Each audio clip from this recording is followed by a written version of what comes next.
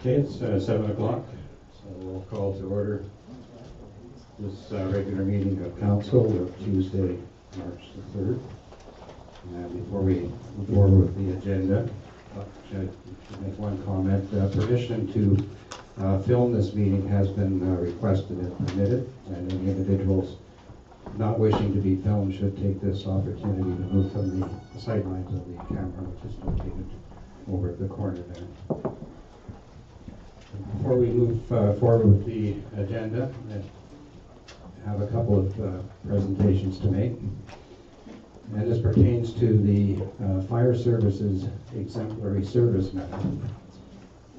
This medal was created on August the 29th of 1985 and honors members of a recognized Canadian fire service who have completed 20 years of service, 10 years of which have been served in the performance of duties involving potential risks, and were employed on or after the date of creation of the medal. Recognized fire services include Canadian fire departments and volunteer fire departments, and exemplary service is characterized by good conduct, industry, and efficiency. Unfortunately, the two candidates tonight don't qualify for that. I would ask Greg, Sue, and Jay to come forward.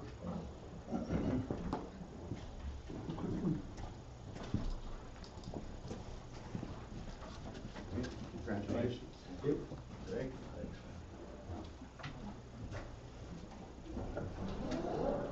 So this is, are you a senior? I'm a senior here. Well, neither one of us can remember. Yeah. Okay. All right. Well, We actually both joined at the same time. Yeah. Probably why we're at 20 years. Exactly. So, Greg, this is your medal here, which I'll just ask you to hold up. Thank you. And just hold that separately. And Jay and both of you, I know, have been great contributors to our fire department. I also understand that our fire chief is here. Would you come forward as well? Bob Stevens, and I understand that you've received 35 years now. Is that correct? Okay. Do you remember when the fire hall was down here then? I was in it then. You were in it then, right? Just right outside the down here. Congratulations to you. Yeah. Appreciate very much what you guys do. The volunteer fire department is absolutely critical to small communities like ours. Without it, the cost of fire services would be just beyond our capacity. You guys do a great job. My son is in the department as well. Yes, you are. So I know the work and time that you guys put into it. So thank you so much for what you do. Thank you. I know you've got a meeting tonight as well somewhere else. Also, So, yeah, meeting today, so, yeah. Thank you.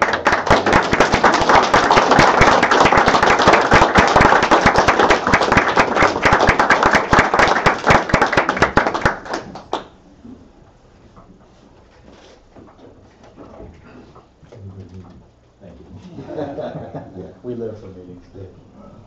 Okay, so moving on, just ask for a motion to approve the agenda, please. Councillor Valeria, Councillor Santinko, all in favor, and that's carried. One set of minutes to adopt there, so just a motion to adopt those minutes from last meeting. Councillor White, thank you. Councillor Valeria, thank you. All in favor, and that's carried. Thank you. So I have the opportunity to welcome Ms. Foster. And actually, before we do that, I should acknowledge, I thought I saw the director for Area F tonight, Ian. Nice to see you. Thank you for coming this evening. Pleasure. So, Ms. Foster, you're going to talk to us about the BC Hydro project. Welcome.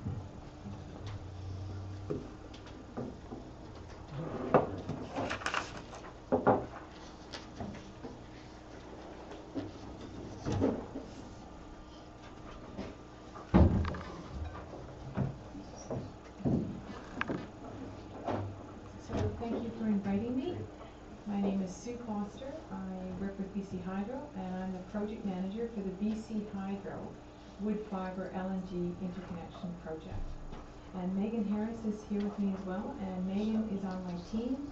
She focuses on community relations, stakeholder engagement. So I want to talk to you about the BC Hydro Wood Fiber Project, as well as BC Hydro has another project, Fortis Compressor Stations Interconnection Projects. And we'll talk a bit about the costs associated with those projects and what we're doing in terms of public engagement and First Nations consultation. So I think everybody's very familiar that Wood Fiber LNG Limited has proposed an LNG facility close to Squamish. They, on May 7th of 2014, they did confirm that they will be using electricity to liquefy the natural gas rather than natural gas. So BC Hydro was requested by the Wood Fiber organization to provide electricity to them by March 2017. Initially, when Wood Fiber came to us, I believe it was in May 2013. The in-service date was June 2016, so it's moved out a little bit. And BC Hydro has an obligation to provide that electricity. So BC Hydro follows project management discipline, project life cycle. So right now we are still what we call in the study phase and the identification phase.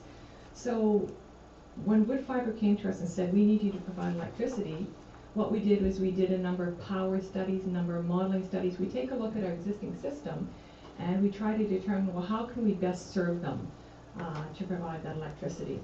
So we started doing these studies back in 2013, and in late 2014, we completed some of the power studies and came up with 3 different interconnection alternatives.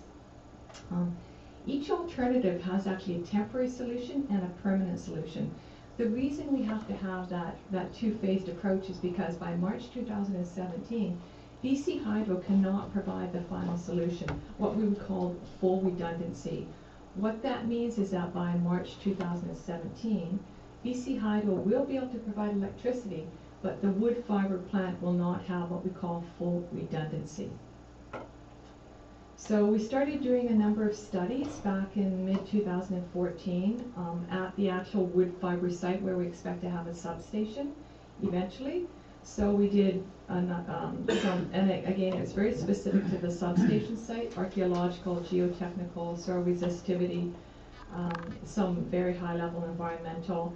We're still doing a number of other studies right now, and again, very focused on, a lot of it's desktop studies like electromagnetic fields, audible noise, visuals, radio interference. Those are very much desktop studies which use models that BC Hydro has developed over the years. Some of the archaeological as well will be on site at the wood fiber site. Some of the environmental, we have done some on site at the wood fiber site, and a lot of it's desktop studies as well.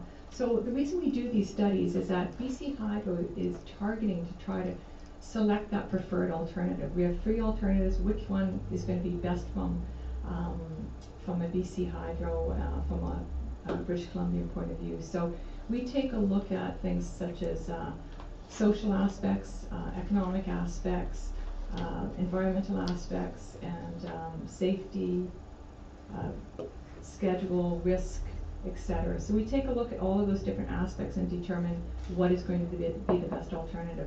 We also undertake First Nations consultation and stakeholder engagement. We started First Nations consultation on this project in 2013, and stakeholder engagement we started in 2014, mid-2014. So moving forward. So as I mentioned, we have a temporary solution and a permanent solution. So did we hand out the maps? Yes, we did. Okay, good. So all of the 3 different alternatives, as I mentioned, have this temporary solution. The temporary solutions are all very similar, and what it means is upgrading the existing 138 kV transmission line that already exists from Gibsons up to Chikai. So all the three different temporary alternatives, that's what they're talking about. We're going to be doing temporary, thermal upgrades to that particular section of the line. There's approximately 400 wood poles in between that section, and as you know, some of them are very difficult to get to. It's only helicopter access. So 400 poles. We expect, based on some modeling studies that we've done to date, that there will be thermal upgrades to anywhere from 6 to 12 of those poles. And when I say thermal upgrades, what it means is staying within the existing right-of-way. We have that statutory right-of-way. We're not going to be expanding it. We could be replacing those wood poles with slightly higher wood poles, 4 to 6 feet taller. Or what you're doing is you're retensioning or actually tightening the lines. So out of 400, probably 6 to 20. So that's what we know, and that's pretty well similar for all the temporary solutions. For alternative one, the permanent solution means at the actual wood fiber facility, we're going to build a switching station, and we're going to connect to the existing 500 kV lines. And based on some very preliminary assessment that's only being done internally, and based on what we've heard from some stakeholders as well as First Nations, we think that alternative one is a leading alternative, but all three alternatives are definitely still on the table. And we're doing our studies, and we hope, as I mentioned, to select a preferred alternative in late spring of 2015. So that's alternative one. Alternative two is a little bit different. Again, we're still talking about that existing 138 kV line from Chikai to Gibsons, but we'd be upgrading that to 230 kV. It was actually built for 230 kV, but it's never been operated at that level. So same ideas, we have 6 to 20 poles that would be thermally upgraded. There would be some existing, some upgrades in the Chikai substation, but again, all within the substation itself, mostly protection and control, telecom, that type of equipment. The permanent solution in this alternative is a bit different. So again, for the permanent solution, we'd be constructing this switching station on the wood fiber site. We'd be connecting to the existing 230, but we would also have to build a new substation at a site near Port Mellon. BC Hydro owns that property, so there's a bit more work there. There's also some additional work in the existing Chikais and Malaspina substation. So this is probably the alternative that actually has the most work associated with it. And alternative three, temporary solution, is identical to the alternative one, upgrading those the 138 kV, again within the existing right-of-way. The permanent solution on this particular one,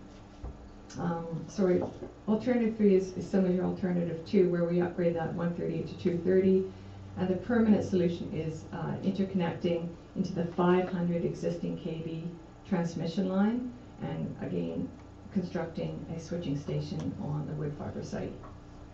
So I'll turn to this map, because I think that all the maps, I'm going to turn to the map first, and then I'll come back to Fortis, okay? So I think that that would be useful. So here's a map of our existing system. And so I've been talking about, here's Gibsons, up to Chikai. So you see that blue line? And you have copies in front of you.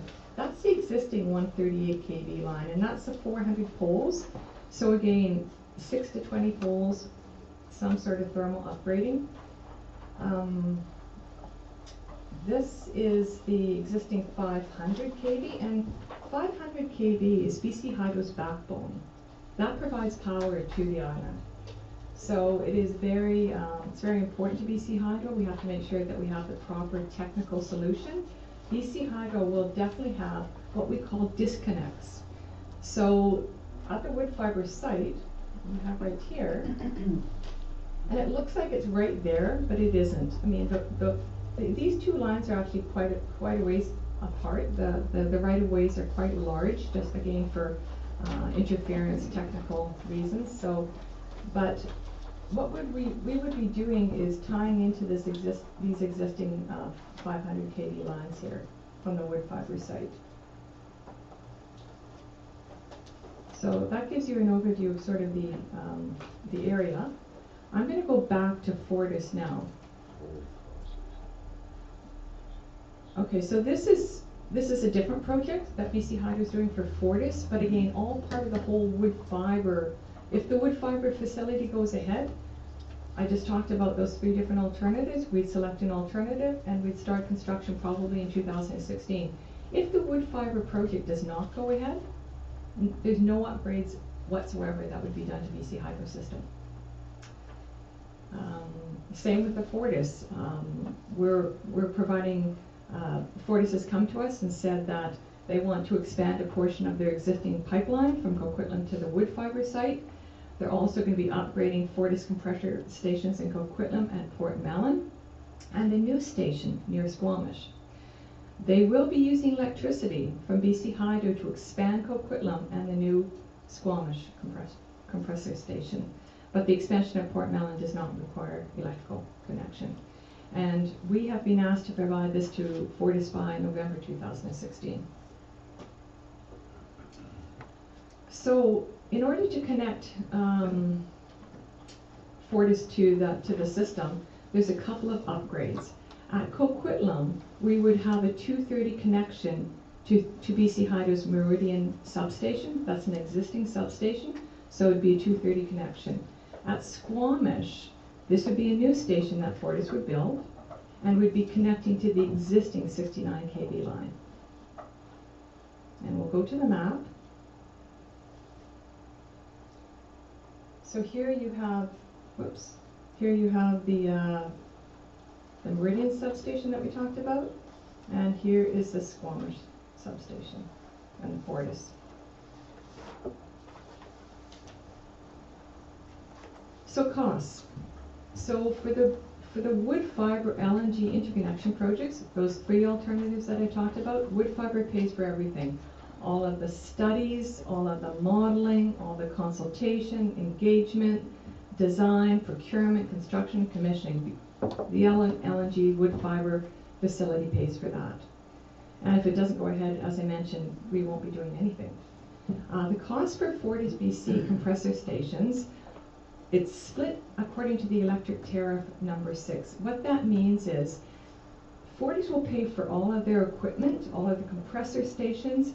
They will also pay for what we call the point of interconnect. BC Hydro will own that point of interconnect where it connects to our system, but Fortis pays for that.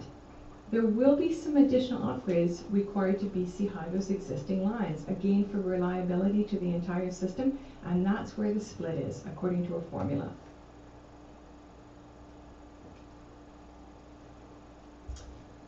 So, stakeholder engagement, as I mentioned, we did start First Nations consultation. It was in later, fall of 2013.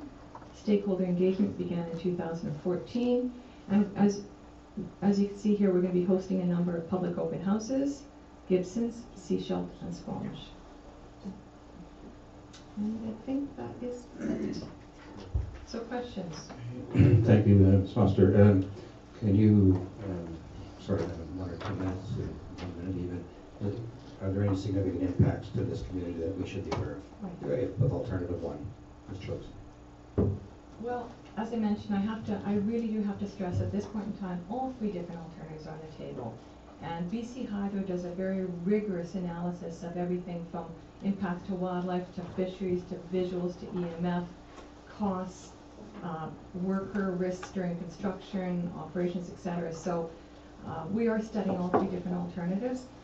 We are identifying those impacts, and BC, once an alternative is actually selected in late spring, there will be a lot of studies that are done, what we call in the preliminary design phase, a lot more detailed studies to determine what those impacts are and determine what appropriate mitigation or accommodation would be for those impacts.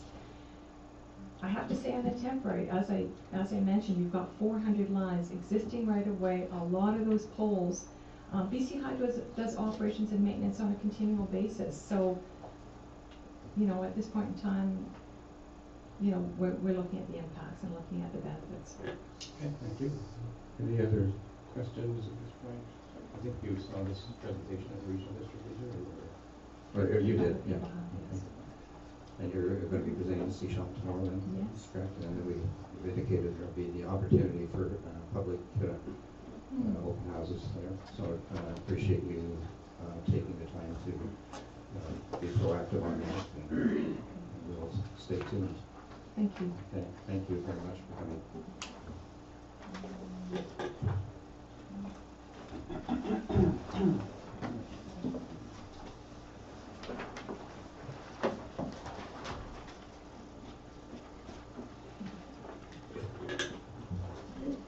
Okay, so Ms. Crowley,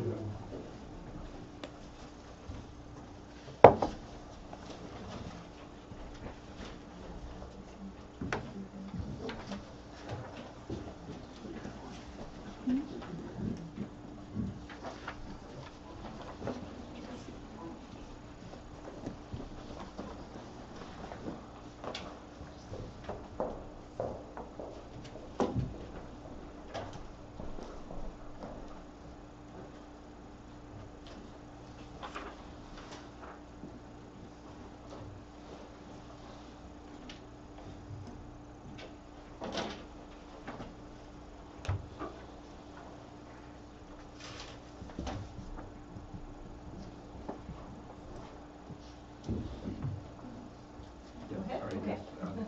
Just didn't know if you were. yeah, that's fine. Thank you.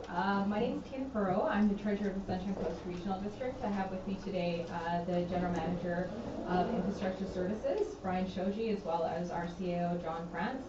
And as we mentioned earlier, we had a director from Area F, West Howe Sound, Ian Wynn, with us as well. So we have just finished up, or well, not just finished up, but in the second week of February, we finished our first round of budget meetings. And so this presentation is as a result of those meetings. So what I'll be covering today will be just a brief introduction, a little bit, since there's a new council here, just a little bit about the role of the regional district and how it fits into the town of Gibsons. Just some of the key budget processes and key issues for 2015, some budget figures, assessment impacts for the town of Gibsons and how that impacts the taxation figures, and just a highlight of the 2015 taxation and fees as they stand after round one. Go over some of the projects that are related to the services that the town of Gibson participates in, and finally with some questions and any information that you may have. So the Sunshine Coast Regional District serves 28,000 residents, has 3 member municipalities, and serves 5 rural areas. So today we're going to be talking about Gibsons. So the regional district serves 3 different purposes. First of all, to provide a vehicle for advancing the interest of the region as a whole, to provide governance for the rural areas, and also to interconnect both the member municipalities as well as the rural areas on different services. So this is just a listing of the services that are provided to the town of Gibsons, or that the town of Gibsons participates with either many of the region's different areas or just a select few, such as the Gibsons Library Service, which services the town of Gibsons, Area F, as well as Area E, and also Area D participates in that. So our budget process really begins with sort of a 4-prong approach, and it begins really with the board's strategic plan, setting some goals and objectives. Then we go into the planning phase, which is department plans, which are guided by the guiding documents within the organization, things like the 10-year water master plan, the transit future plan, the agriculture area plan, or just to name a few. And from there, departments prepare budget proposals. And then we go into our actual 2 rounds of budget. And this is the first year that we actually have gone to 2 rounds. We've traditionally in the past had 3 rounds of budget.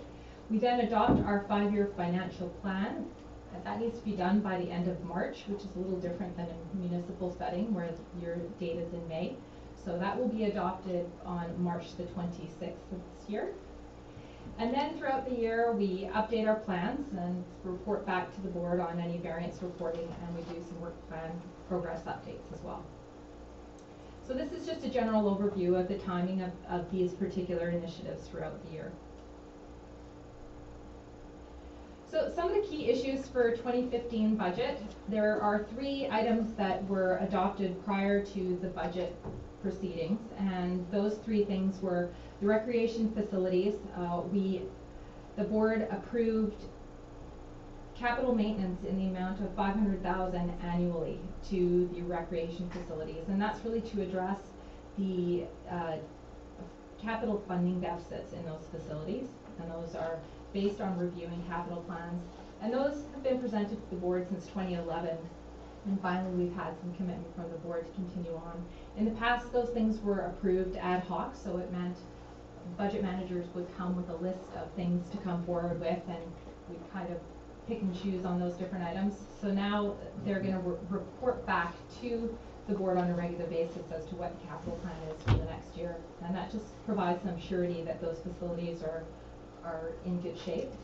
2014 also had a small deficit for the recreation facilities, and what that's a reflection of is 2 capital projects that were approved in 2014. One was for the Gibsons pool deck replacement, and that was some additional funding required for that project, and as well as a seashell lighting project, an energy saving project at the seashell pool. So it's not necessarily a result of any operational deficits. We also have the continuation of the legal costs for the seashell aquatic deficiencies, and that has impacted taxation by approximately $153,000 for 2015. So in regional solid waste, we have also provided some surety for funding for the landfill closure funding, and that is to cover our requirements, our statutory requirements for when that landfill closes. The target closure date as of our last review is going to be 2027 based on diversion initiatives, and so this has resulted in a $350,000 increase over 2014's taxation. So these are some quite large numbers between recreation and solid waste. In addition to that, we have the Green Waste Program funding that has also impacted taxation for this year. Traditionally in the past, that program was funded through tipping fees, but that's no longer a sustainable source of funding for that service. We also have transit service plan expansion. So in 2014, there was service expansion that was approved. So we have the full cost of that service expansion hitting the 2015 budget. So that service expansion started last September. So it's the full costs in this particular year. We also have some updates that will be coming forward in round 2 on the next phase of the transit expansion, and we will report back to council on that update as well. So as it stands right now, the regional district budget is a $33.96 million operating budget, and that's slightly higher over 2014. And that's mostly due to some of the different types of things that were approved, and I'll go into some of the projects as I move forward in the presentation. Now you'll see a decline of capital funding of $5.99 million in 2015, and that really is a result of the South Pender Harbor Water Treatment Plant was commissioned last year. So that's been in our budget on a continual basis since 2012.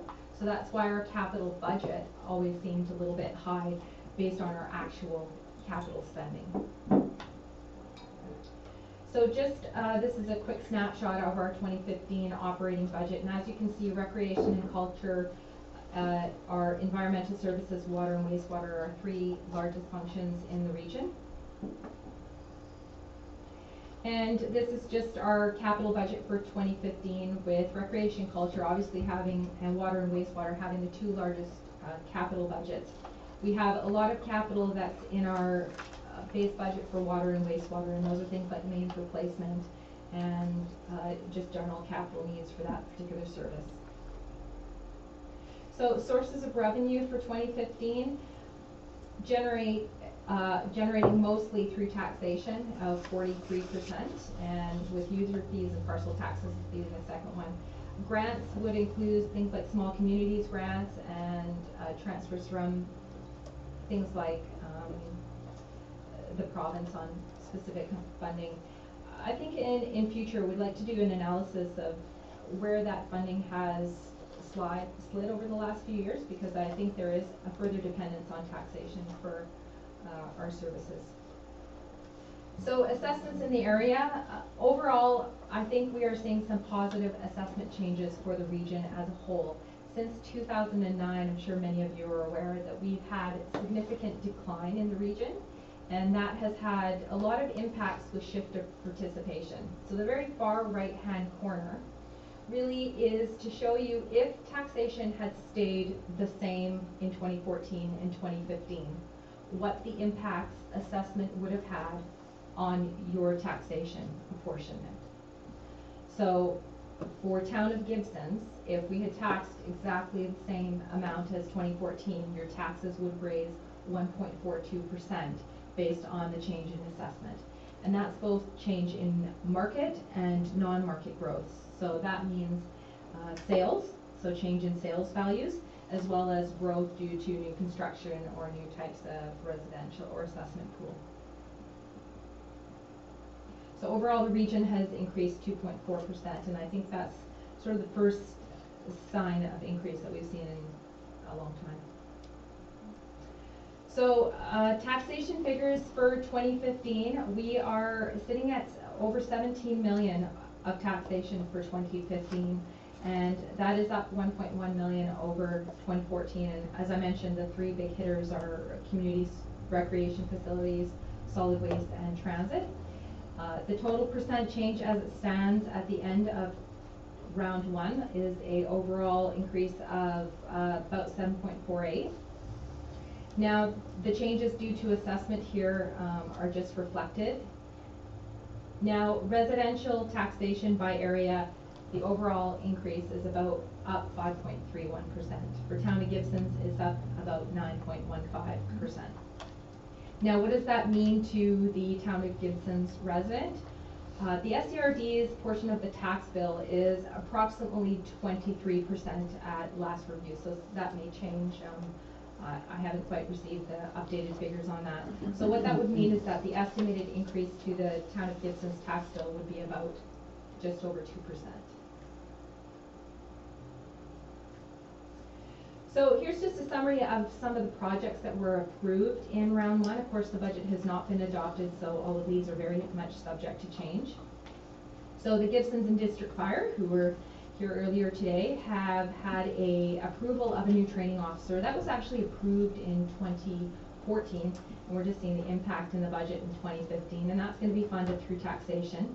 We have some fire hall maintenance. So the fire hall, as we know, I think was constructed in the early 80s. And we've consequently just had a facility audit of all the fire departments in the regional district, and the Gibsons and District Fire and Malman Hall were two of the fire halls that were reviewed. And that's in line with our asset management planning process, which is condition assessment reviews. And so we hope to have the findings of that. The budget will be adopted, but this year I think we're just doing some minor roof replacements there. And those are things that will be covered through reserves. 911 emergency telephone, we have some tower upgrades and some reviews, and the Chapman water treatment plant, Chapman tower will be replaced in 2015. And Sunshine Coast Emergency Planning, last year they purchased a water purification unit, and they're just outfitting that. For transportation, I've already touched on some of the key service enhancements, and transit also experienced a small deficit in 2014.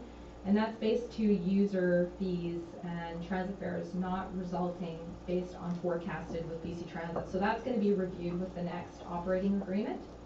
So the $68,000 deficit will be funded half through reserves, through operating reserves, and half through taxation. So we try to mitigate that as much as we could. So environmental services, I've already discussed a lot of what has been approved there. The two larger projects there are going to be the closure of the Pender Harbor landfill, and so that project is almost in excess of $1 million and is already underway, as well as some regulatory and safety items at the landfills. So I just included regional water just because it shows that we're going to be doing a universal, bless the water. Sorry. Regional water is going to be starting on the universal metering and engagement project for this year. And that will be going to round 2 budget for review. Sorry, thank you.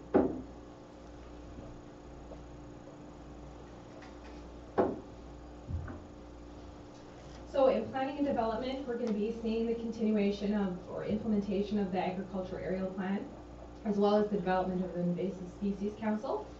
Our property information mapping department has purchased some new equipment there. Now we still have a few things with community recreation coming, as we have some additional projects that will be coming forward and some increase to operating costs that needs to happen there. And Gibsons and District Library saw a 5% increase to their operating grant, and the museum saw 1.2% increase. So support services, and those are things that, such as IT department, the HR department, the payroll, finance department within the organization that supports all the functions of the regional district. So that's seeing a 3.68% increase over 2014. And a lot of that has to do with collective wage increases, which are 2% for 2015, increase over the prior year. So it's not really a reflection of an increase in a lot of projects. We also have some capital things in our IT department that have been approved, such as a storage area network. So we are on the 7th year of a particular piece of equipment that should have been replaced 5 years ago, and that's in excess of $120,000 there. So that will be financed over a 5-year period. So again, we've tried to mitigate that impact as much as possible. So our staffing plan for 2015, we've had some small increases, and I've already touched on a couple of them. 2015 sees the increase for the district and district fire training officer. With transit service expansion means more bus drivers, as well as support staff in the fleet departments for mechanics and maintaining those transit. So here is just sort of an overview over the last 3 years of some of the increases that we've had in some of our staffing areas. We've had some increases and decreases in the past. Of course, 2014 we saw a little increase over 2013, and that's due to support for elections and, again, transit service expansion and the recreation departments. We also saw decrease in landfill services. We also saw some decreases in 2015, and that's based on MMBC programs, so the multi-materials BC. So we saw a decrease in our recycling department. And bylaw and animal control have also seen some decreases in our organization.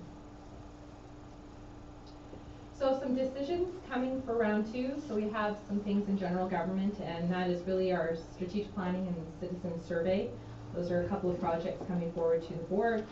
Of course, as I mentioned earlier, the phase 2 of the transit expansion and how that's going to impact us going forward. Regional recycling. With the multi-year materials BC revenues, what are we going to do with those revenues? Are we going to enhance recycling services, or those decisions on what those revenues will be used for is coming forward as well? Community recreation, as I mentioned, some additional capital funding needs, and some minor projects at Dakota Ridge. And of course, finalization for budget adoption. So lastly, I just wanted to touch on the Sunshine Coast Regional Hospital District is also a part of a service that the town of Gibsons and the whole community participates in. On Thursday, we had a presentation from Vancouver Coastal Health updating their regional hospital district on the next phase of the renovation project, and that is due to be tendered this year and completed in 2016.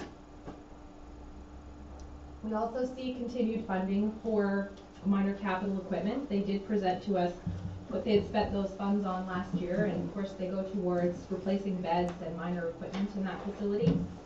And so we also have a small increase of taxation over 2014, and that's just planning for the future needs. We haven't had an increase to the minor capital equipment to the regional district, I'd say, in about 4 or 5 years. So with the new hospital, we're probably going to have some additional funding requirements, and we're just trying to increase reserves to meet those future needs.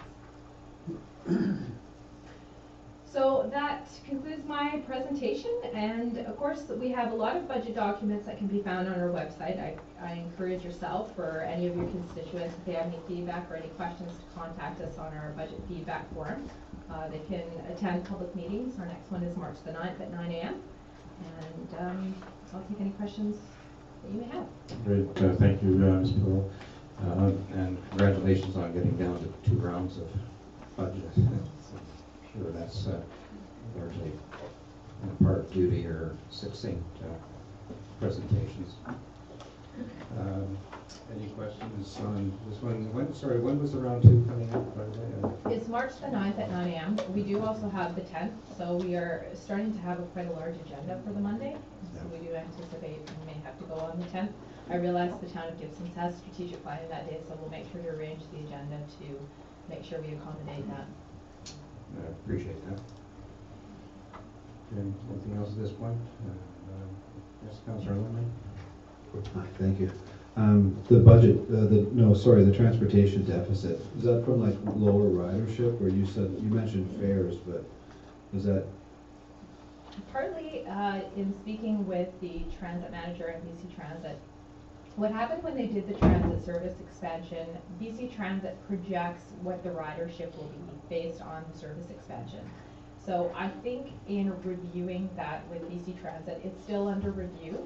The operating agreement is not going to be finalized until April, and that goes to the board at that particular time.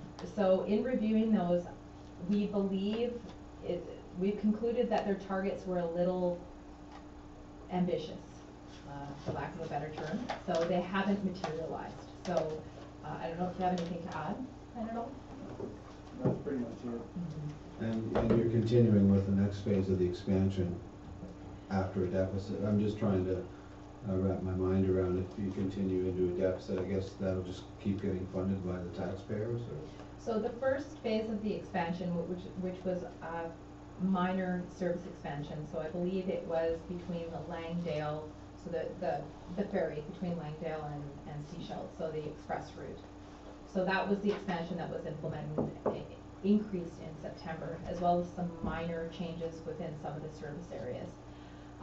So in 2015, the next phase of the expansion is targeted based on the MOU and based on the transit plan that was reviewed or concluded in 2014.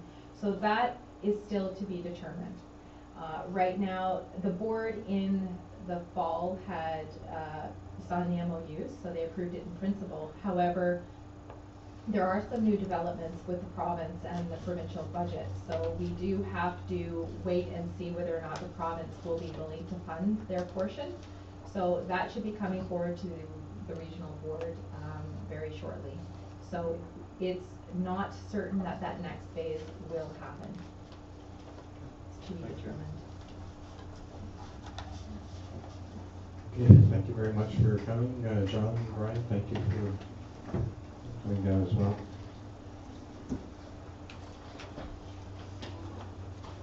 Any inquiries at this point? Any further opportunity?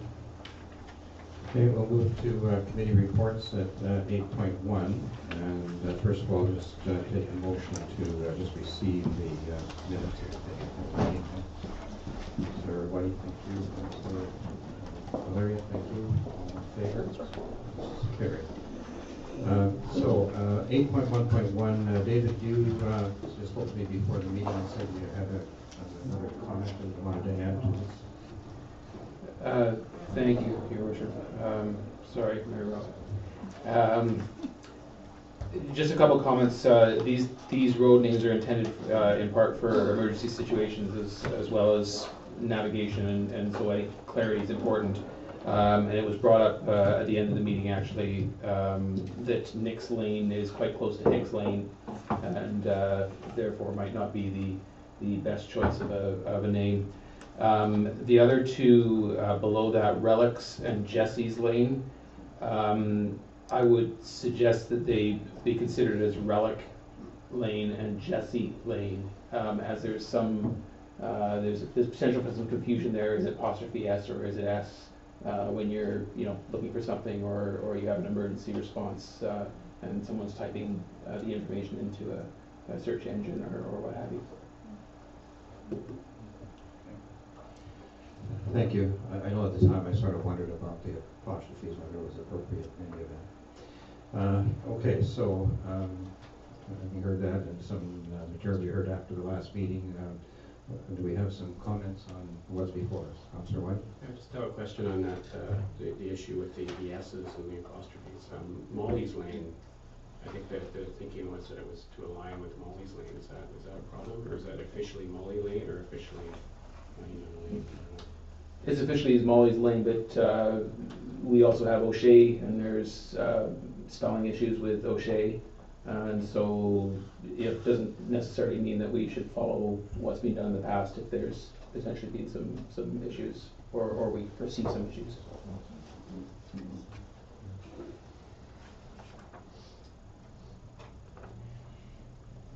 Okay, so well, let's deal first of all, Liz, and I know that a member of the public brought to our attention sort of Hicks Lane after that last meeting as well. Does that cause anyone to want to change the recommendations that were brought out of the first meeting? For London? I agree with, Use your microphone. I agree with potentially changing that just for emergency reasons, so that was a good point. Councillor White? Well, I'd suggest we can change it to Adonis Lane then, which is, I think there was concern about the length before, but it's just as long as Persephone and Beachcomber. So. Okay, so instead of Nick's Lane, it would be Adonis. There we go. It'd be the perfect thing.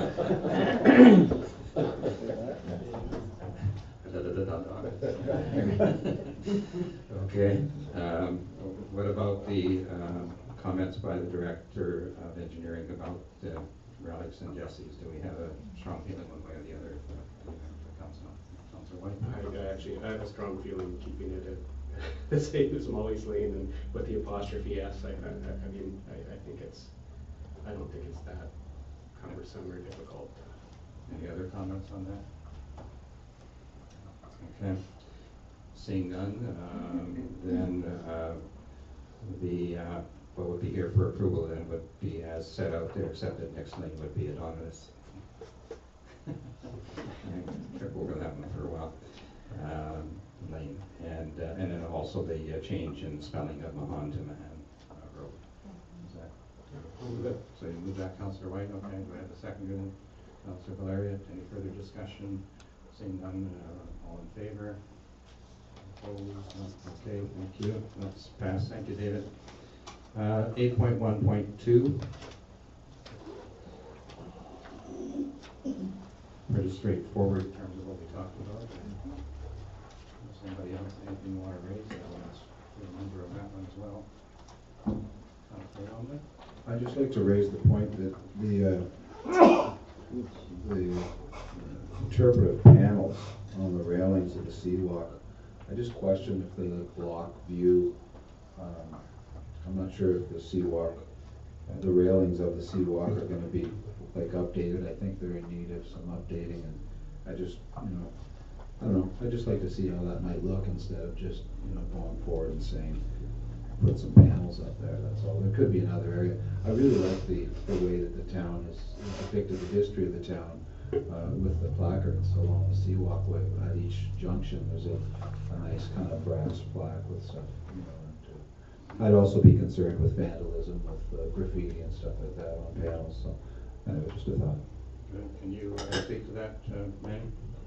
Certainly, Mr. Mayor. A couple of things. We're not expecting to do the panels on an immediate basis. We first have to repair that section of the wall, which happens to be where the existing railings are, to deal with that collapsing structure that supports the sewer line there. We also have previous direction, and at our last conversation spoke about making sure that the panels are visually and otherwise aligned with existing works in terms of the landing logo and also the Welcome Water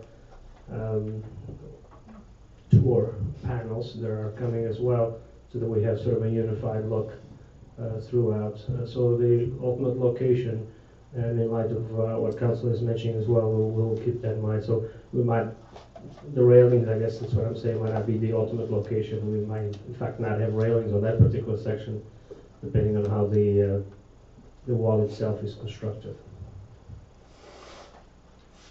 So would you like to see that just maybe changed so it reads that staff be directed to install interpretive panels along the seawalk. Yeah, and I think it's the wording that could be changed.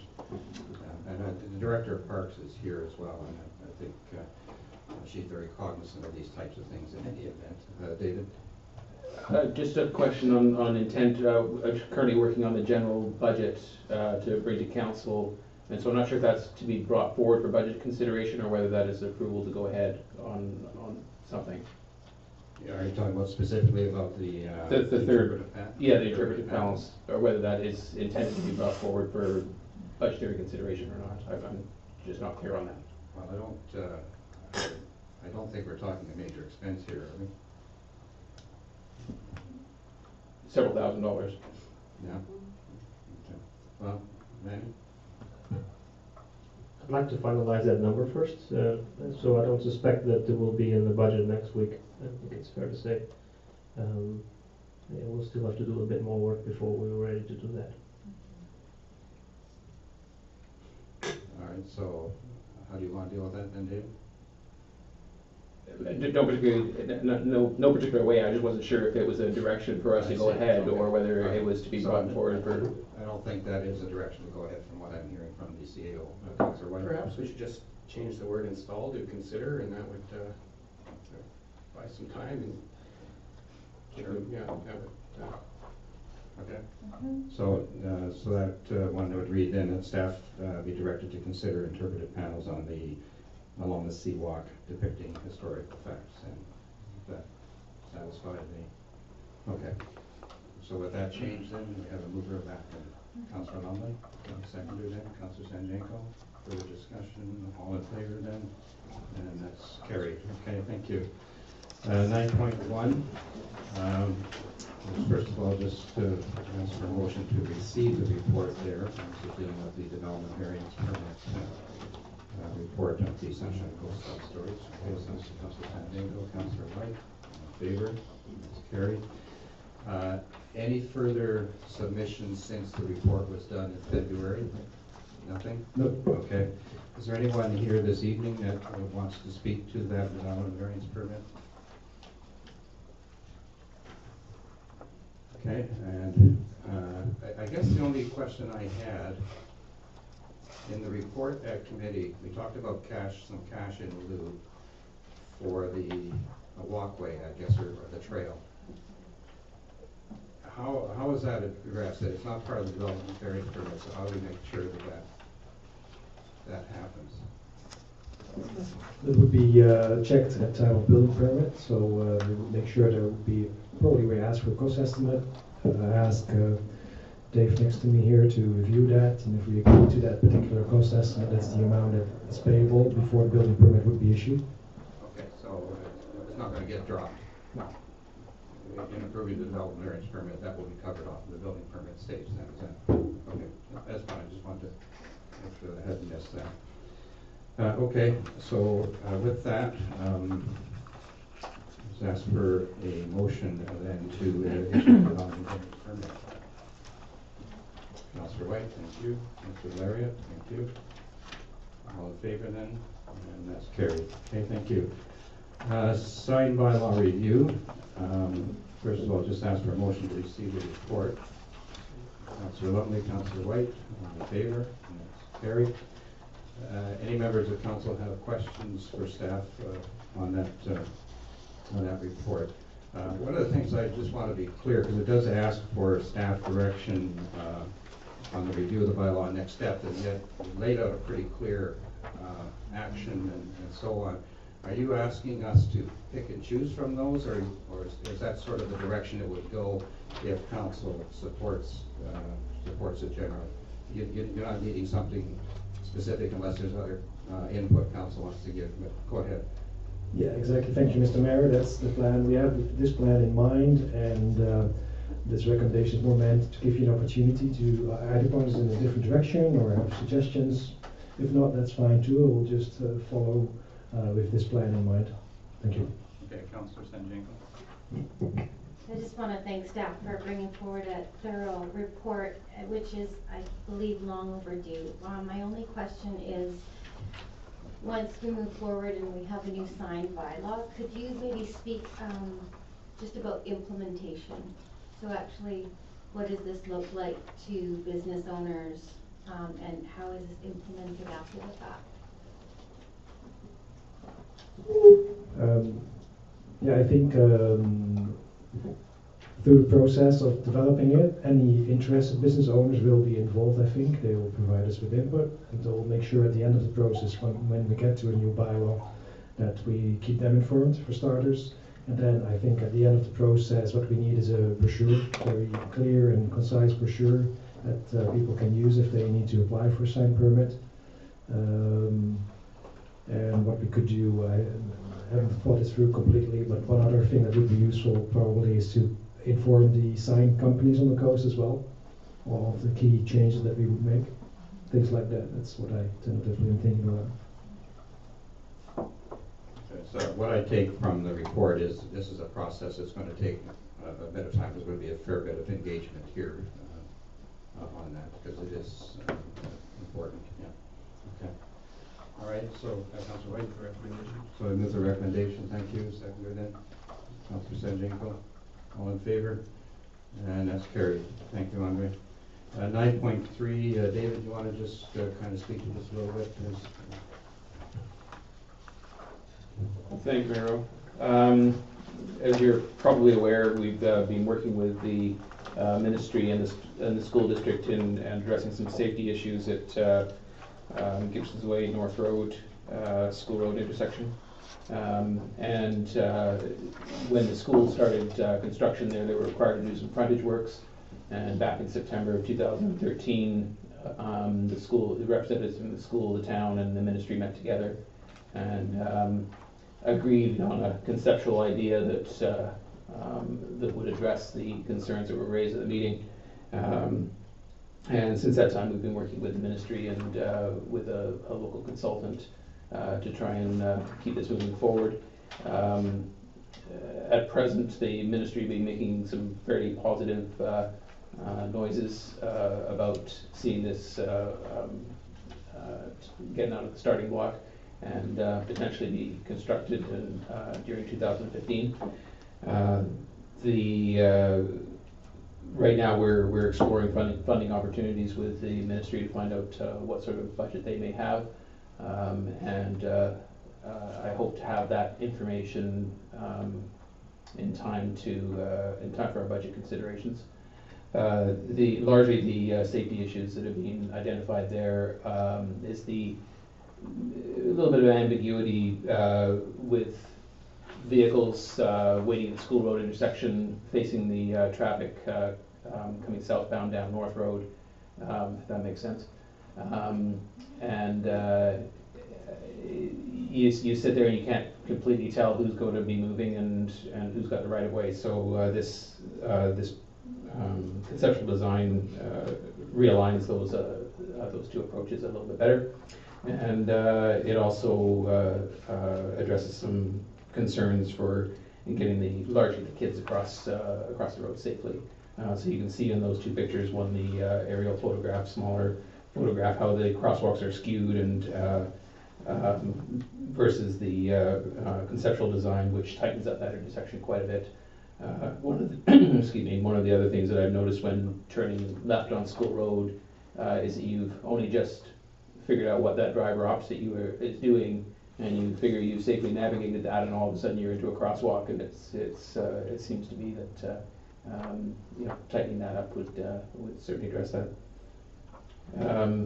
The school district, we're working with them because of course it affects their scheduling, and they're also quite eager to see some improvements made, and so we're all three parties are working quite well together to see how we can move this forward.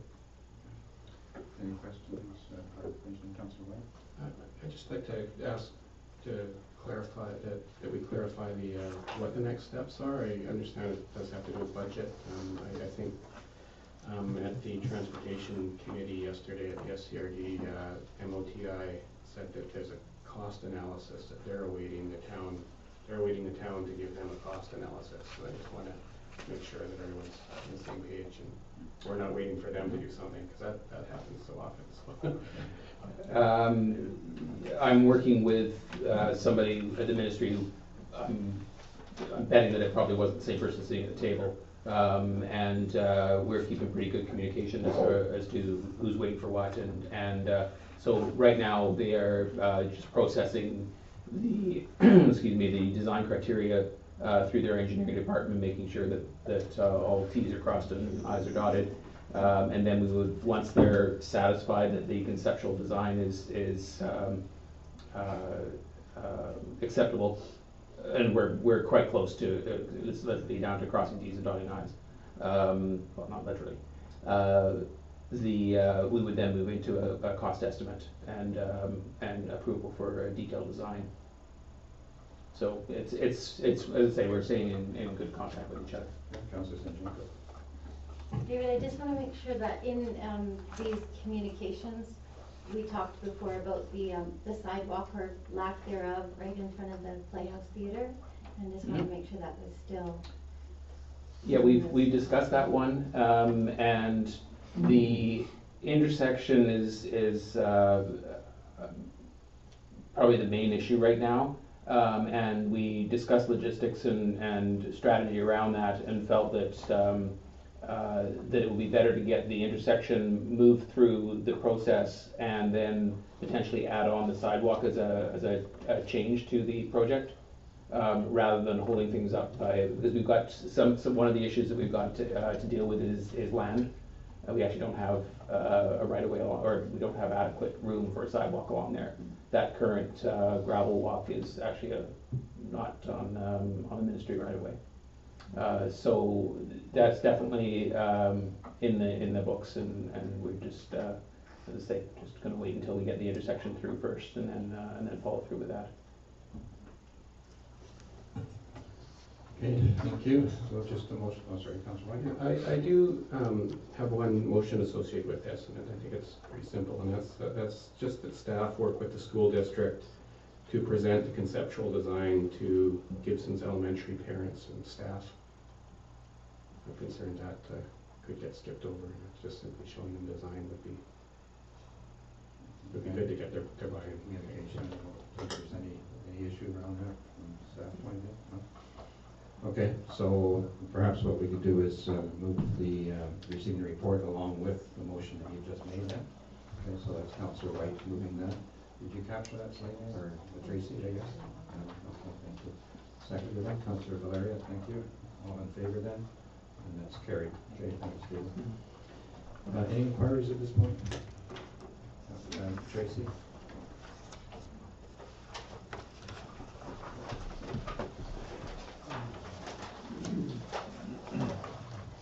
Hi, Katie Janet, Gibsons. My inquiry is related to the sign bylaw, the report, and I noticed that, excuse me, on the little chart where it talks about action and the work required, the third item down says survey businesses and the community for issues to existing bylaw.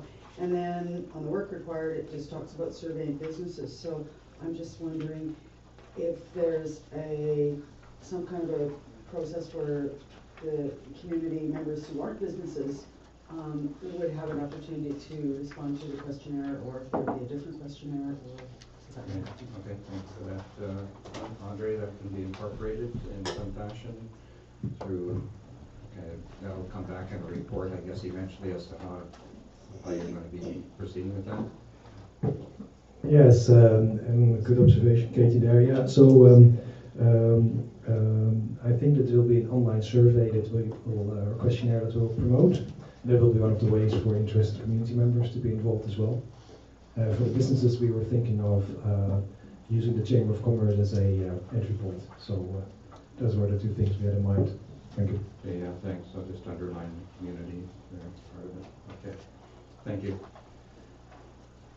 Okay, motion to receive the 4 items,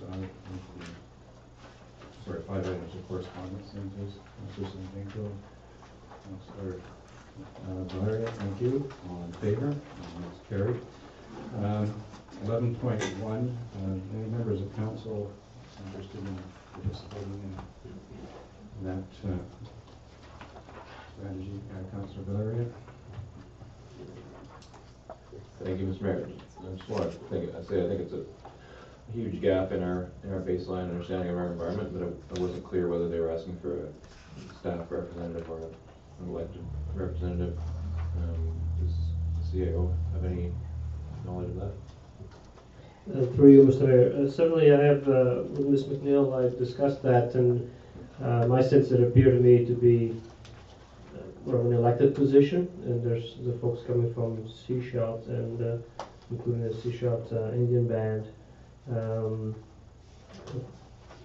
thought that they were elected positions and not necessarily staff, although we do work closely with them and sort of speak whenever an issue arises. But for this particular task force, my sense is that a political appointment would be more appropriate.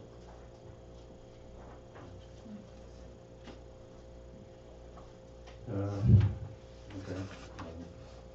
Maybe is it a situation where anybody wants to at least communicate with them and see what the involvement might be before sort of deciding on any particular individual? Do you have Councillor Valeria? I have an interest in this subject, so maybe that's a good first step, is having a conversation with the contacts and trying to get a sense of what I'd be getting myself into in terms of time commitment. Yeah. All right, let's just maybe leave it at that. Between yourself and Manny, let us know whether it would be something that works for us or whether we have to do something else. And there's really another regional economic development workshop. I mean, it hasn't been set yet, has it, Councillor White? I think up to the evening, it's either the May 15th or May 8th, or dates are being discussed right now. And So it's in May. yeah, it's in May. I may have a little bit of input still into that, so if anybody wants to tell me that one of those dates is better than the other, then please let me know. All right, thank you for that. Sorry. 11.5, if I can just comment, if I correspondence 11.5. I've been working with the Global Coastal Health and SCRD and District of Seashot representatives as well on a common agreement between Global Coastal Health and local governments. The agreement also includes the coordination of tobacco reduction strategies and health and wellness related matters. And one of the objectives of the agreement and the benefits is sort of a coordinated effort so that we've got common language and bylaw and signage and information. And so sort of a heads up, in the next couple of weeks I'll be bringing you a draft agreement for you to consider in a partnership with Vancouver Coastal Health covering this matter. Okay, thank you. Yeah, Councillor White? But was this issue brought to council before in the past? I think in the last 2 terms, I think I've heard it come up and go, and I'm just wondering what the history is of it. That could probably be part of the report. I think it's come up a few times. There was a presentation in the last council from the representative from Vancouver Coastal Health. It was a good presentation, actually. There had been a bylaw that had been drafted previously at one point, but there wasn't really a willingness at that point to really sort of embrace it, shall we say, certain parts of it. I think public opinion may have moved somewhere along since the time that was first considered, so it may be that this council will look at it differently, but yes, you're right, it has been before council before. It's neither been approved nor defeated or anything like that. It just kind of was being felt out, I think is probably the best way to put it. And then of course we've got the whole issue now of what do you call them, e-cigarettes. Did you have something? I just wanted to make a comment on, back up a step on 11.3 and just make a comment again. I know that reading this letter, there was quite a quick turnaround, I understand, for requests for proposals, but I just wanted to highlight again the comments that are made here in this letter, that it's important to kind of collaborate between the communities and make sure that that there is the right engagement and input put in, no matter, you know, if it comes back to us, no matter what community is lucky enough to be chosen to move forward with this project. Yes, I saw Ms. Titcomb here today, and was going to comment on that one as well. And I believe there have been a few organizations that have responded to the request for proposals. Ultimately, it will be Vancouver Coastal Health's decision, which they'll base likely on a variety of factors, I'm sure. But certainly, I would strongly support an expansion of this facility here in Gibsons. Good Samaritan Society has done a very good job. I've heard compliments from many people that don't live on the coast, that have their parents in Christensen Village for whatever reason. They may have lived here for some time, but a lot of them are very impressed with the facility. So I certainly would strongly support them. Anything else in the correspondence? No? Okay, so let's move on to 12.1, Council Procedure Bylaw. So Councillor White has given us some advance notice of some changes that he thinks he would like to put forward. I've had some discussions with Councillor White about whether we can manage it in this setting or not. We'll have a look at what the possibilities are. I think the corporate officer has indicated if there's any changes that are more than really concise and straightforward, that we can't proceed with second and third reading as such, because it would require some reworking of the bylaw.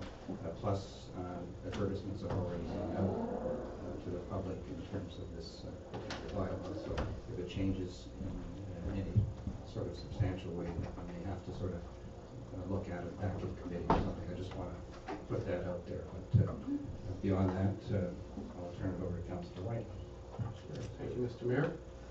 I think some of the concerns are concerns I've brought up before and shared with councillors, and I've tried to really slim them down to only the ones that I really feel we can probably deal with at this round of reviewing the bylaw. And the first one, I'm trying to start with more simple ones in consideration of what the mayor has brought forward as concerns. And so I'll flip around a little bit. And page 73 has number 7.2c, which is amend the meetings to 9 o'clock p.m.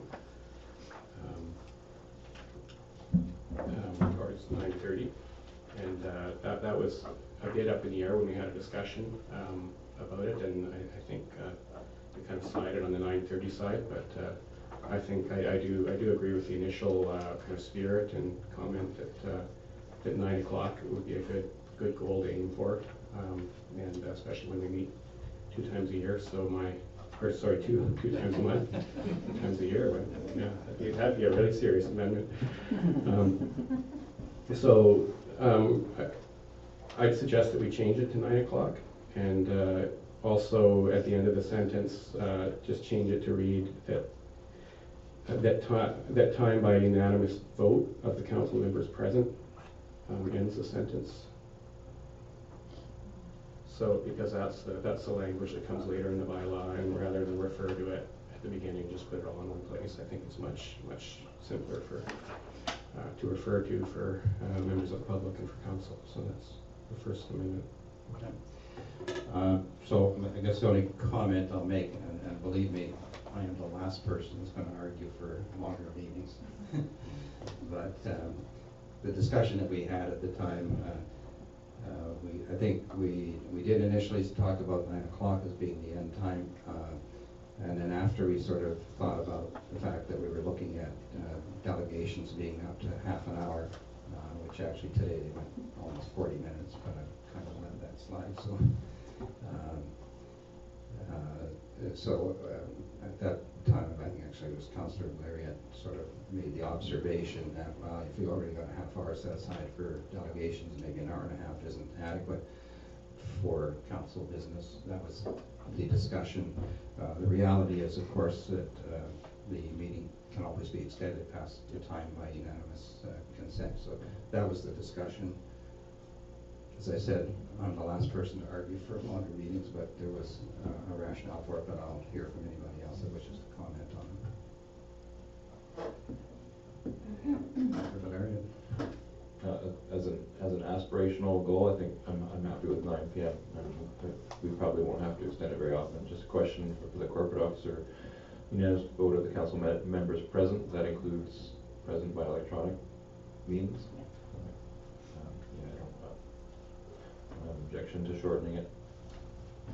Okay, so the just to be very clear, the recommendation being put forward by Councillor White is to amend 7 sub 2 sub C so that it would read and be adjourned before 9 p.m. on the day scheduled for the meeting, unless the council resolves to proceed beyond that time by a unanimous vote of the council members present. Is that correct?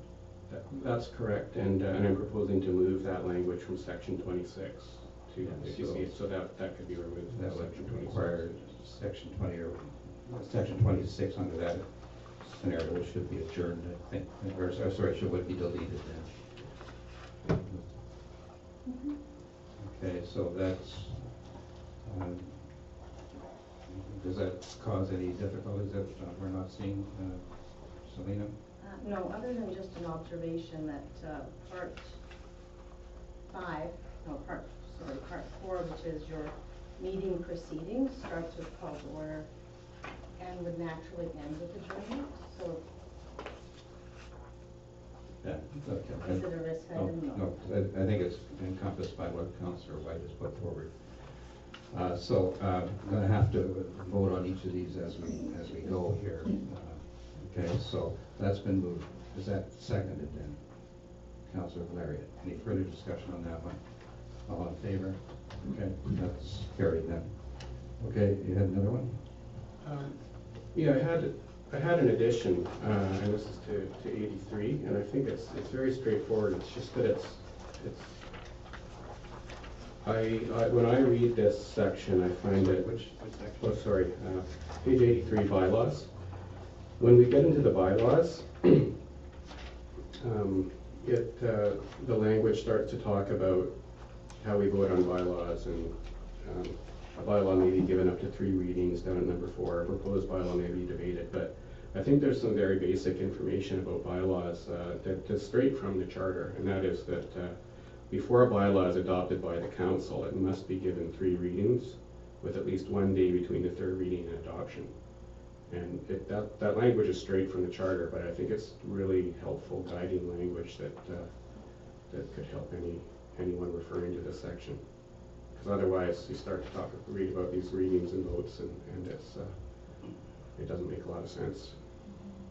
So that's adding that language into as 21 or 29(1). Oh, okay, so what you're saying is all of 29 would stay there, all of section, but adding this as a subsection 1. Okay, so I think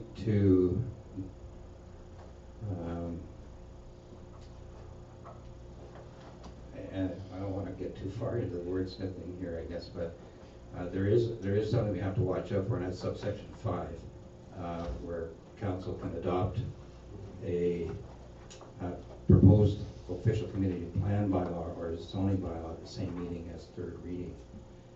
And there is a reason for that particular provision. So we'd have to make sure that what you're proposing here doesn't conflict with that. And so it would be a question of how that gets worded. I suppose, if we went with that particular proposal of Councillor White's, that maybe it has to read except as provided for in section 29, or subsection 5, I guess, of this bylaw of section 29. So I guess what I'm saying, Selena, is it looks to me that if we were to do this, the proposal that Councillor White's putting there would have to read something like, except as provided for in subsection 5 of this section, then before a bylaw is adopted by the council must be given 3 readings with at least 1 day, because you've got to keep open that possibility of being able to do it on the same day. I don't know. Just for clarification, are we suggesting that this new 29.1 eliminates the current 29.1? No, it would be in addition.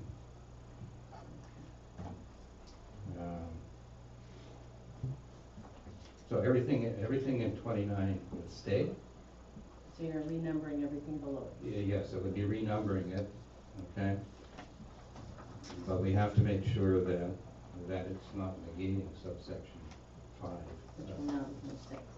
Which now becomes 6, yes, thank you And for that. if it's referenced anywhere else in the bylaw, yes, I know.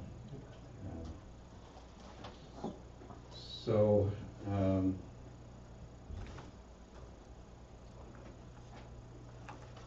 I think what Councillor White's proposal would read, there would be amended to read, would be except as provided in subsection 6. And then we want to say, before a bylaw is adopted by the council, it must be given 3 readings with at least 1 day between the 3rd reading and adoption. Yeah, then subsection 6 actually makes sense too, because otherwise it doesn't, so what if it's, there's no connection to the community charter that actually talks about how there's usually 1 day is needed in between, and then the point of the current 5 is saying that there's an exception, so I think that would be good. Well, 1 clear day is needed, so if you want to be specific, you should say 1 clear day. It has to be a 24-hour calendar day, not just a day. I just took it from the language, whatever works better. Councillor Moon? When we discussed this before, was it not, Mr. Mayor, the Director of Finance, you had mentioned that this specific number was so that we could pass, like, was that a different one? Okay, sorry. That's okay. It's subsection 4, which will become 5. Sorry. Right, yeah, that's the 3 readings at 1 meeting. Okay. All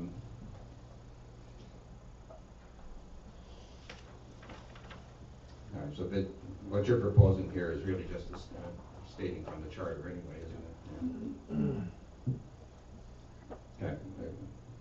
All right, so Selena, do you have that wording? Absolutely. All right.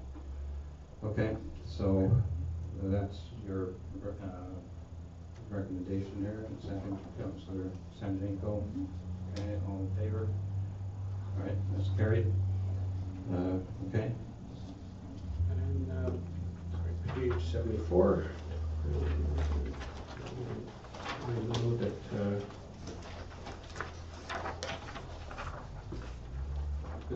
there was a change here in 3B, and I found it confusing. I still find it conflicts a little bit.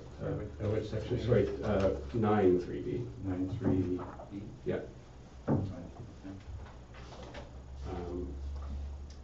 So provide a copy of the notice for each council member in the manner in which the member has directed and in the council member's mailbox at the town hall. And for me personally, I'd rather get an email than have something in the mailbox because I won't even know if something's been put in my mailbox unless I get an email telling me. So then that's just kind of an extra step right there, especially for a special notice of a meeting. And secondly, I mean, it does seem to create more work, having two ways of doing things. And it also, and thirdly, I think it does, it just, this is only a notice of special meetings, but in the spirit of trying to go paperless, which I hope we maybe get to sometime this term, it would be helpful to try to even have notice of special meetings be more paperless. Okay, so I guess one observation I would make, I guess, on that is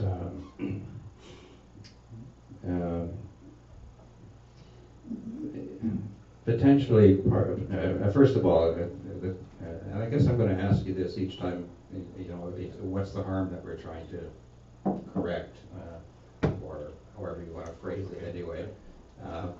But when I look at that one, it basically, to me, it's given staff two options, and councillors actually, their preferred option, how they want to receive notice.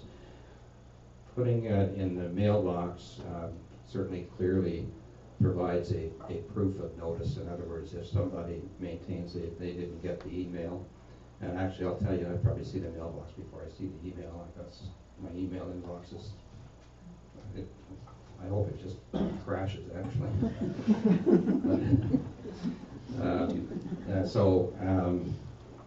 You know, for my son, I don't see it's a basic. We're just talking about the notice. First of all, we're not talking about the agenda, and I'm just not seeing it as something to be concerned about. But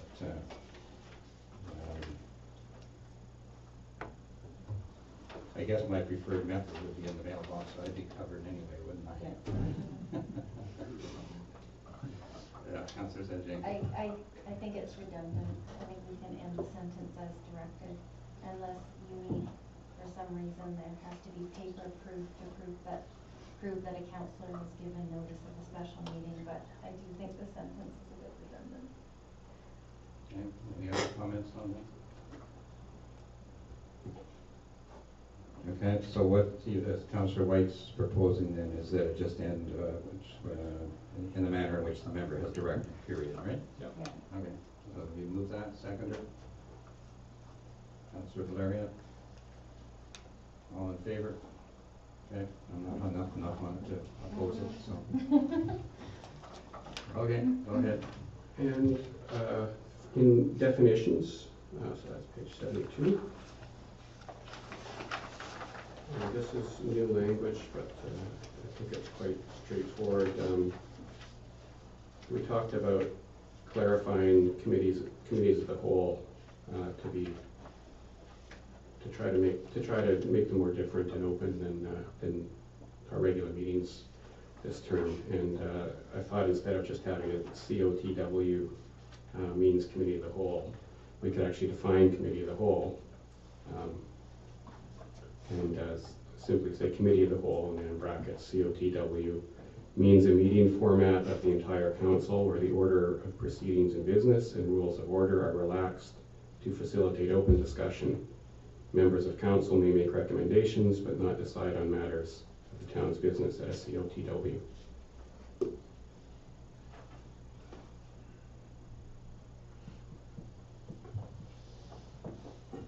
You know, it just occurred to me that I've never sort of used that section where we can resolve to go into committee of the whole.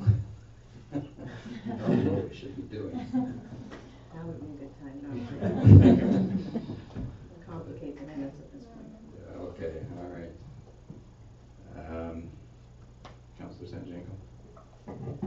If there's no reason that this definition shouldn't be in there, I would actually be in favor of it, because I think the intent is what we have talked about so far in the direction of the practice that we hope to aim for. So unless there's a good reason that we can't expand on the definition, I would definitely support this one. Councillor Valeria. I'm just going, yeah, I agree. Just thinking about proposing a friendly amendment instead of using the word relax, just because it's kind of vague. Order proceedings and business and rules of order are used to facilitate open discussion, or are, that's the best I could come up with on the spot, but just relaxing just to me means that we suddenly might not follow them, and I think we're kind of bound to follow rules of order if they're needed, but you could just take it out, rules of order, facilitate open discussion.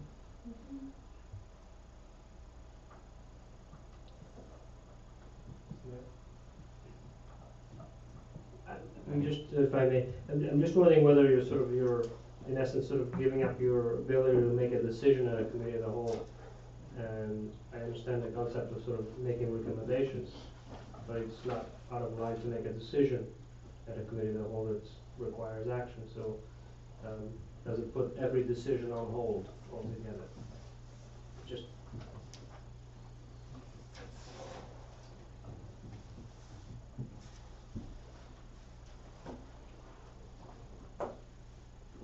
that's something I was aware of, actually. I thought that all, that, I mean, in what I've witnessed and experienced, it seems that everything goes from the committee of the whole to the council, so. And that has been practiced, Okay. yes. Yeah, I don't, yeah, just thought. yeah. Yeah, no, the committee of the whole is, I mean, what it's intended to do is provide opportunity for more broader discussion and not as restrictive as it should be in the formal setting of council. Okay. I don't think I see an issue with that. Yeah, and I still do prefer the word relaxed. It's not eliminated. I mean, I think a relaxed suggests that they're not enforced as in the same way. That's how I read the word. And I think if it were changed to used, it may not be such a difference from the regular council anymore. It may not suggest enough of a difference. Councillor Lariat? Not to push it, but it did occur to me to use the word tailored. That way we can order proceedings and rules of order are tailored to facilitate a political open discussion, whether we need to do that or not. But anyway, it's that was the second thought. All right, well, We'll keep going down this path for the moment, but I am concerned that we might be looking to, because there's quite a few more to discuss here, so it may be that I'm still going to suggest we might be taking this back to committee, but let's see. All right, so, Council, sorry, what's that? Just for clarification, did we reach an agreement on the definition of committee of the whole? Yes, so what it would read is what you see there in the second line. So, and rules of order are tailored to facilitate open discussion. And the rest of the states that change. Yeah, I know. That might contradict the ministry's requirement. If you hold committee of the whole meetings, you are required in your procedures bylaw to outline your procedures and your rules of order. So if you're saying they are tailored, where are they tailored? Is it on an ad hoc basis? Is it something else we're going to add to the bylaw? Can we go back to relax then? I think I think it's a phrase that's used quite a bit in cases like this. My recommendation would be to just rely on Robert's Rules of Order for the definition of committee of the whole, which is a more relaxed environment, rather than trying to wordsmith that ourselves. They do provide a definition, and we do. Robert's Rules of Order is our fallback.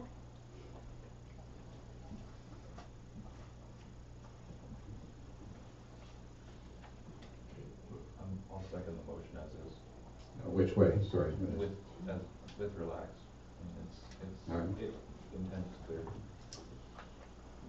Okay, so just as it's written then. So moved and seconded? Yep.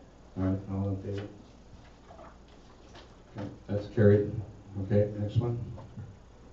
Okay, so this may be where we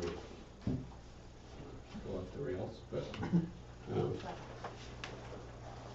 because it is only one section, but it's a little more complex, and that's page 76. and this is my pet peeve that I mentioned before.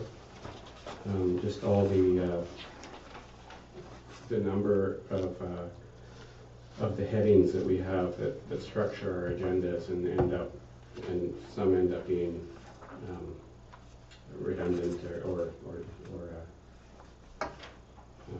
usually not used that I found. And I think we could streamline them more and just make a clearer agenda and not have, especially, I mean, I've been on the public side before trying to figure out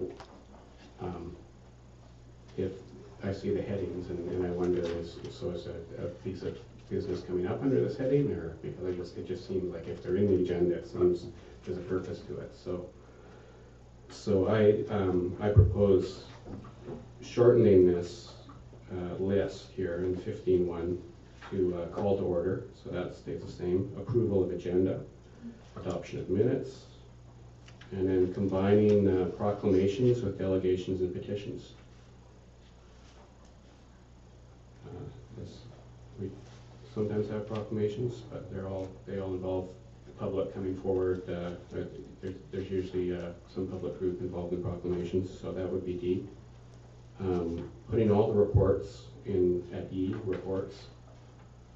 That may end up having some subheadings in it, but it would also include council reports. Bylaws, correspondence, upcoming meetings, inquiries, and adjournment. And upcoming meetings, I'm actually proposing an addition, but that's something we tend to have on our reports, or our agenda anyway. So I guess I wonder if there are any concerns there with You're eliminating council reports? No. That would be under reports. Under reports. So it would happen earlier, and that's, I mean, I do wonder if what councillors think of that. I would welcome it personally.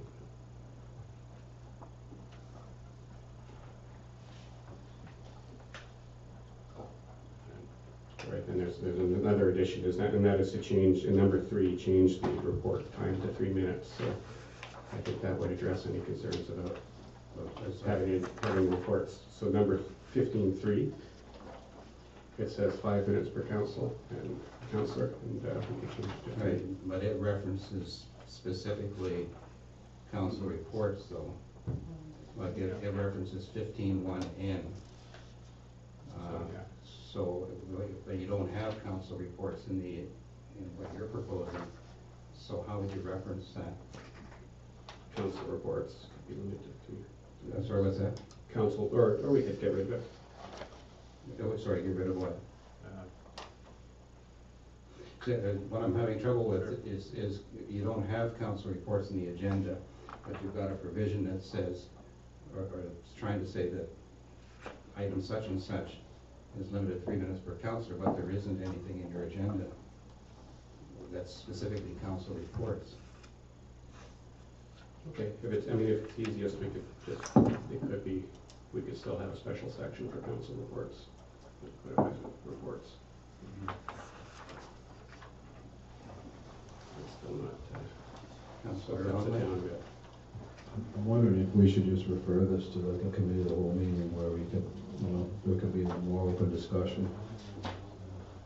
Well, that certainly would be my preference, because this is an example, this last one, of where one thing might affect another. I'm not necessarily struggling with the things that you want to do so much as making sure that as we're doing this kind of on the fly here to some extent, that by doing one thing we don't inadvertently do something else that's going to be a problem. Some of the specific ones that you've already covered, I think, they're very concise. But I see from what you distributed, Council, and I appreciate that, by the way. We really need to look at what the implications are if you take out, you've got a suggestion to remove a number of sections. We better make sure what those implications are.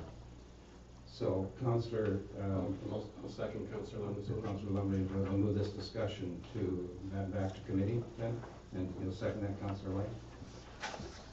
So, discussion on that, and are we okay with that? All right, so all in favor then of referring that back to committee? Okay, so that's approved. Thank you, Councillor, and Councillor White, for your thoughts on this thing, because I agree with you that we need to make sure that we get it right for this council. Okay, so 12.2, rates, fees, and charges amendment by law. This is the one to provide for the fees for the development permit, the active development permit, correct? And that's for third reading. So I'll just ask for a motion then to move that for third reading then, please. Councilor Sanjanko, second Councilor Lumley, all in favor, and carried. Thank you. 12.3, this is for final adoption. This is the Soames Place Housing Agreement bylaw. I know we've had discussions around that, and some concerns, I suppose, but this is where we're at with that one, and I know that we will be having at some point some further discussions around this whole sort of affordable housing concept, I guess. But in any event, what we have before us here is this Soames Place Housing Agreement bylaw for final adoption. That project's well on its way. I have a mover of that, please. Councilor Sanjanko. Do I have a seconder? Councilor Valerio, thank you. Further discussion on that one? Councilor White. I will just make a similar statement to the statement I made last time, and I'm not asking for more staff clarification here. I think I really appreciate that our Director of Planning has explained it quite a number of times, but I still just have a lot of difficulties with the policy that was put forward, and it still raises more questions to me than clarity, and yeah, therefore I have a difficult time supporting it. So I do look forward to the workshop that we do have on affordable housing, and I could understand it better, and I think maybe this council could work together to direct a more cohesive approach to affordable housing, and that would I look forward to that. Yes. Okay, thank you. So with that, then I'll call the vote. All in favor? And opposed? That's carried. Councillor White opposed. Parkland Housing Agreement 12.4, same concept applies here. So again, I'll just ask for a mover. Councilor Sanjanko, second. Councilor Valeria, okay. Any further discussion on that one? All in favor? Opposed? Okay, it's carried. Councilor White opposed. Council reports. Councilor Sanjanko. A couple of things to report on. I attended another Gibsons public market meeting, and they're a very active board heading into into their capital campaign and planning another gala for this year.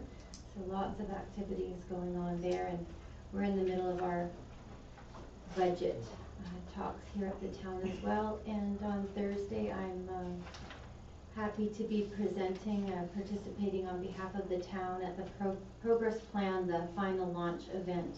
That's up at the Seashell Band Hall, and I understand that it is going to be very well attended from 4 to 6 on Thursday. Okay, thank you. Councilor Valeria? Okay. Thank you, Mr. Mayor. I will try to be brief. Just a quick rundown on SCRD meetings. Dawn to dusk last Thursday as alternate director. Regional Hospital Board, you heard about Phase 3 expansion at St. Mary's. There was also an ask for new equipment for medication management that's part of a larger systems transformation that was in the area of $850 million spent by BCH. So some pretty big changes in our healthcare system, including electronic conveyance of information from one hospital to the next, which I think everybody would agree is a good thing. A bunch of new equipment, including a new CT scanner. Got a first look at some ideas for reconfiguring the Gibsons District Public Library, which is a pretty exciting renovation of one of our successful public spaces, so there'll be more discussion on that. Just kind of trying to keep my head above water and all the information circulating regarding ferries and ferry advisory committee.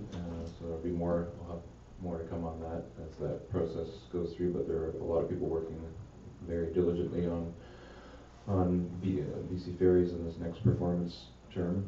And also quite pleased to hear possible reincarnation of Fuse Community Work Hub in Gibsons. That's kind of, I think, in line with some of our ideas about economic development and becoming a center for technology workers.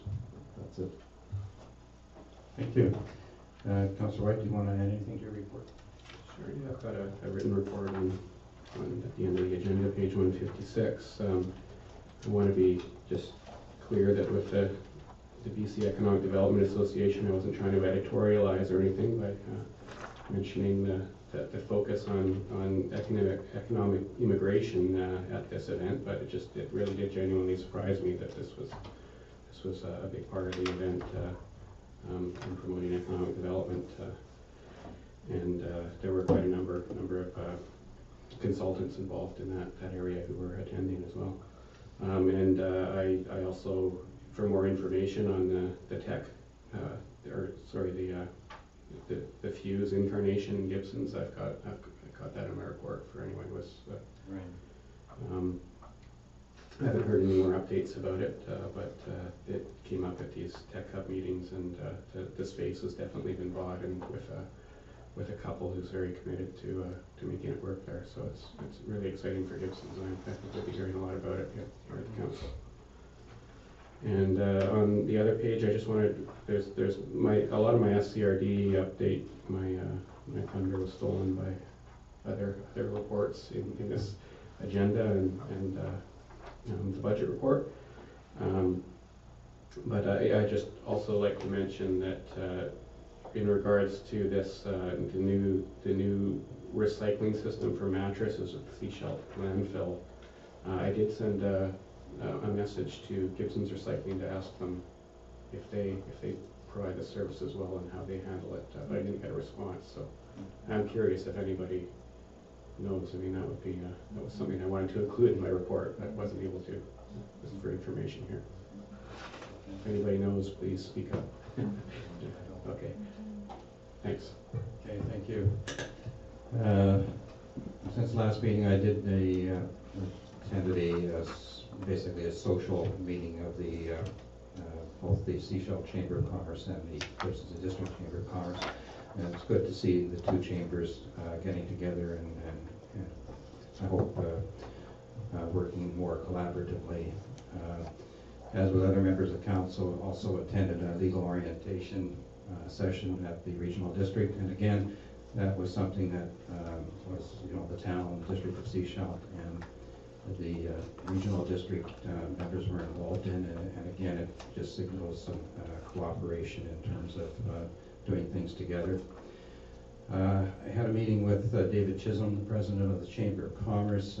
They're interested in doing what they call business walks, and Councillor Sanjenko, you remember we talked about this. It was something we wanted to do last term, and we didn't get to it, but they would like to, involve council in that, so that members of council, along with some chamber executive members, we can go out to the businesses. This is sort of about 4 or 5 questions that we can just put to them just to find out, take the temperature anecdotally of how our businesses are doing in the town. So we'll have some more specifics on that coming forward. And I attended the Youth Action Advisory Committee on your behalf, and the one thing that did come up was that community garden you mentioned, looking at instituting up here at the school. So if there's any way, and I did tell them if there's any way that we could, help out or participate, we would try to do so. Great. Okay, Councillor Lumley. Thank you, Mr. Mayor. I attended the Sunshine Coast Housing Committee meeting on February 25th with the Director of Planning. Andre was there as well. Again, I guess my report is like awareness, because there are a number of homeless people, quite a few actually, that live on the coast. And we really have to start supporting the Sunshine Coast Community Services. They do have they do have an outreach worker now that assists homeless people transitioning from the shelter into housing units. It's a federally funded position, so they have an outreach worker there. So they're really moving along. I'd have to commend Matt Thompson. He's pretty diligent at homelessness and affordable housing. And on that note, I'd like to report that it sounds like we're really positive about moving forward with the community land trusts with the entire coast, not just one area, but up and down the coast. And he's going to work frivolously at that and trying to get it into place and getting a board together and crossing all his T's and dotting his I's. And I really look forward to that, and then we can really positively go over this affordable housing and make a really good policy moving forward. So thank you. Okay, thank you. Okay, any last inquiries before we adjourn? And seeing none, I'll ask for a motion to adjourn. Councillor Sanjenko, Councillor Valeria, Thomas Taylor, and it's carried. Thank you very much.